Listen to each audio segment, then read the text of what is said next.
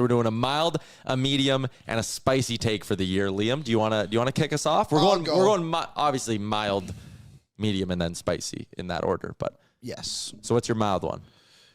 Ekholm resigns before December 1st is my mild take. Oh, I'm yawning. It's so mild. Is that a bad one? No, it's a great one. I just had to yawn and it kind of lined That up. worked out good. I actually would disagree that it's mild. I actually think that's a little bit more. The reason I say it is because Freeman said on Morning Cup of Hockey today that he's the next guy.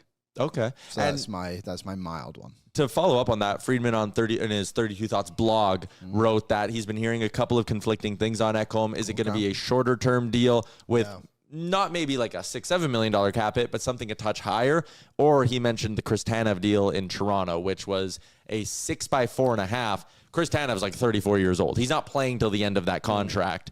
Is Ekholm maybe going to do something more along those lines where it's like a 5x4 keeps the number down and there's kind of like the wink last 2 years of that deal, your hip hurts, right? I just wonder about that now, though, because of the new playoff cap rules with the dead cap stuff. Like, but if you just do like $4.5 million on dead cap in the playoffs, but with Petrangelo, like they announced the Petrangelo thing today, right? I just put him out for the year. He can still probably do it. I don't mind that as a mild one, though. I think that's good. I do think he'll sign mid-season, and hearing everything we're hearing, I'm kind of more confident in that than I even was like 24 hours ago. Too. You're mild. For the first time since '87, I think the Oilers win their division. Okay. Plus 155 on Bet365 if you want to get in on that mild action.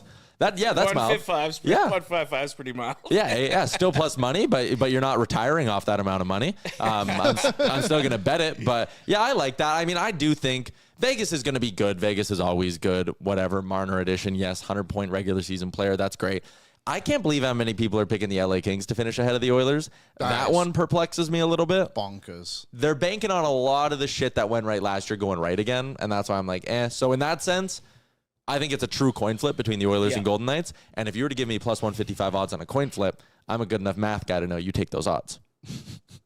Right? Yes. And you? What's your mild? Connor McDavid hits the 140-point mark again. I think he's healthy this year. He wasn't healthy last year. The distraction's now out of the way with the contract. I actually think he's going to come into this year in a weird way.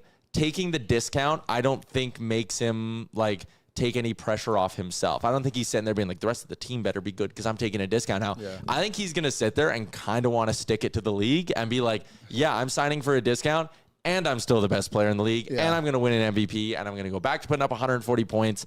The other thing, too, is starting with him and Leon together. The starts have always been what's killed him.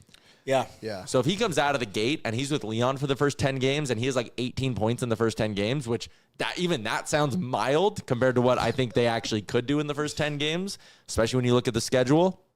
I think Connor is going to, like, quite honestly, cruise past 100. It might be one of those where we're talking about like 160 games, and then we know how good he is late in the year. It'll be no problem.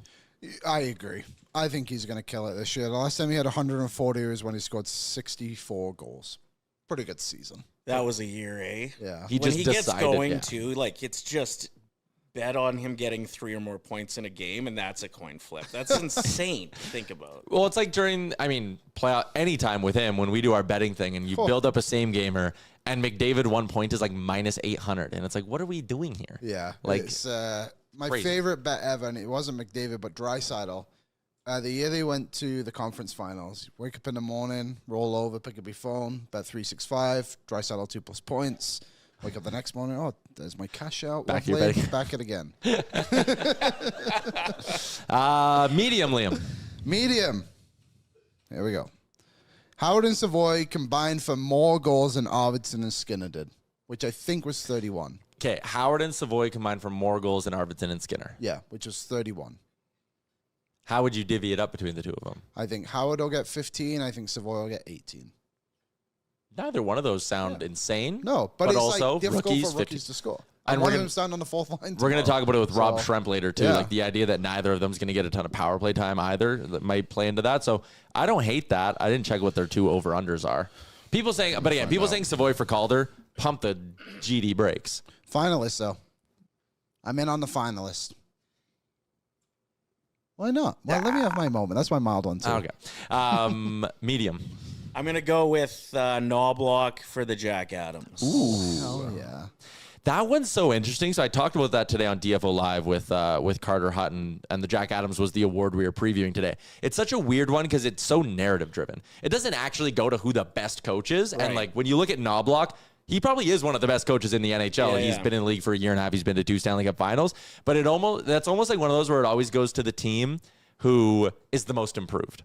Sure, or the like most unexpected. Yeah. To put together a solid run, which makes sense too. I mean, a lot of people will say he's got Connor and Leon. Like, of course, they're a beast of a team. But I guess I hope that they're good enough that he's in the conversation for that. Which I think your prediction could come true if my medium one comes true.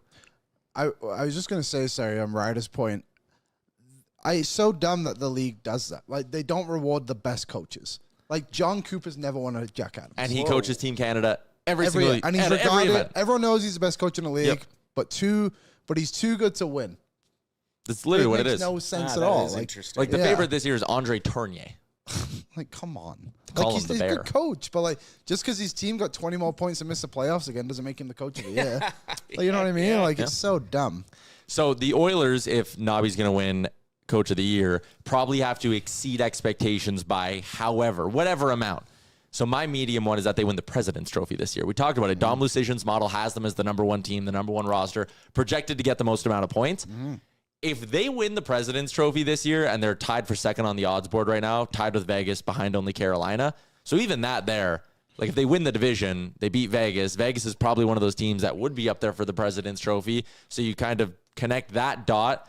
I think there's a world where they're like a 110-point team. McDavid has 140 points. The goaltending bounces back. Like, I can see things going well. And if they win the President's Trophy, there probably is a Knobloch for Jack Adams push. Don't you think the last, 3 years, they would have been in the conversation for President's Trophy had they not gotten off to rotten starts? Like, all they would have had to do is change their first 10, 15 games and have the exact same outcome in the last 65, and they'd be right there. So, again, to go back to, like, if you're going to win the Jack Adams, there needs to be a significant, like, narrative and media push behind you. We can start that narrative. We can say, Knobloch put McDavid and Draisaitl together early. That allowed the Oilers to avoid their usual early season slump, propelled them to their best regular season in franchise history. Boom. Knobloch Coach of the Year. Insider trading. We're going to move the market. Spicy. Liam. Spicy. Now I'm worried mine's not spicy enough. It is. Well, you haven't even seen what mine is yet. Okay. Evan Bouchard finishes with 85-plus points and is a Norris finalist. 30 goals? No, I'm not doing that. Damn. I'm not doing what you did. 85 points, Norris finalist. Yes. I don't think he's been a finalist before. No, he was fifth, I think, fifth one year, yeah. 85 would be a career high. And people might laugh at that, but he had 82 like 2 years ago. Yeah. He was a point-per-game defenseman. He just had a down year because the Oilers sucked. And last year was the first time in 3 seasons the Oilers' power play was out of the top 10. Yeah. I highly doubt that happens again. Yeah. He had 14 goals last season, 53 points for 67. In his 82-point year, he had 18 goals, 64 assists in 81 games. And that ties back into Ekholm a little bit, too, because like we saw in the playoffs, and you and I were banging this drum a lot, that like he was a top-pairing defenseman with Ekholm out of the lineup. He was carrying that pair, whoever he played with, basically all on his own. It wasn't like he had to rely on the vet and all of that shit. If Ekholm bounces back a little bit and Bouchard plays the way he does in the playoffs, I'm with you 1,000%. And those aren't very big ifs. Those are little ifs. A big conversation that isn't talked about too much is like how much Kulak dropped off after he left Bouchard. Yeah. Like Kulak was pretty bad in a way after Ekholm came back. And who knows if it was Bouchard, but everyone, like you said, always says like how great Ekholm is and he makes Bouchard better. Bouchard now deserves that respect too. Well, ever since Bouchard's been in the league, they've put him with a guy that's made him look better. Yeah. Duncan Keith was such a mentor to him, and you could tell. But yeah, it's time for Bouchard to be that guy on a defensive pairing. And I think you will. I think it's time. All right. Spicy. Sidney Crosby wins his next Stanley Cup with the Edmonton Oilers. JB had it in the chat too. I was curious where you were going to go. A couple of people did say that too. I mean, they go to the Olympics together. Yeah. Maybe they're roomies at the Olympics. Sounds like they've been having some conversations about the contract, too. I don't know if that's true or not. That might be somebody made that up on Twitter, but I read something about that he kind of leaned on Crosby for his advice with this contract. I saw Jim Maston was the one who Maddie tweeted that. Yeah, they go to the Olympics. They become best friends. Finally, Sid goes, I'm out. I'm still of the belief the only spot Sid ever goes is Montreal. If he's going to ruin his one jersey legacy, it's going to be to like play for the storied franchise and like do his little homecoming and all of that. But fuck, I'd love that. Well, and Montreal has pieces to get him. Oh, yeah. Whereas we'd have to give up almost all of our young pieces to get him. I don't know if we do that. Or it'd be like in a weird way, like Pittsburgh would be trying to like do right by Sid. It would take like well, and like this is going to sound dumb, but Brad Marchand went for a second-round pick, and I don't think Sidney Crosby's a second-round pick. He's way better than Brad Marchand. Correct. But maybe it's not as much as people might speculate. That's a good point. You talk about that a lot too. We always build up these grand, like, oh, it's going to take 9 pieces, and then NHL trades happen, and you're like, what? 4th best prospect? And who's Carl Bergeson? Exactly. Berglund. But we traded him for Wallman. Exactly. Yeah, I forgot his damn name already. My spicy one, I like that one. And it's going to play well on the clip side of things too, so good work. All right. I have Podkolzin getting 25 goals this year. Too spicy?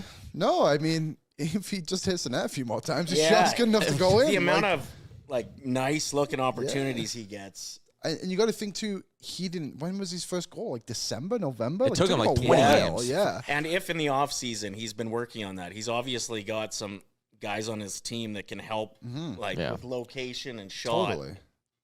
And he looks like he's pretty dialed in to me. What was he last year? Mid-teens?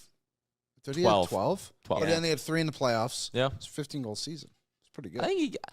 I also think as much as we did a whole little bit there on McDavid and Draisaitl playing together to start, that's not lasting 82. And we know Dry loves Podkolzin. So I think at some point they find their way back together. And who knows? I think a heater comes. He just needs confidence. And in a weird way, that's another reason I like why the Oilers just bucked up and paid him. Yeah. Is because I think it'll give him the confidence. Like in Vancouver, Tocchet just murdered that kid's confidence. And he was every turnover, he'd basically be on a bus to Abbotsford before the game was done. I think the Oilers being like, hey, we believe in you. You're a $3 million player in this league. Here is $9 million guaranteed. Go do your thing. Go be yourself. I think that'll free him up a bit. What's up, Nation citizens? If you like that video, then you need to be subscribed to the Oilers Nation YouTube. Podcasts, live shows, exclusive interviews, and analysis. Everything you need from your favorite voices at Oilers Nation. And you don't want to miss any of it, so hammer that subscribe button.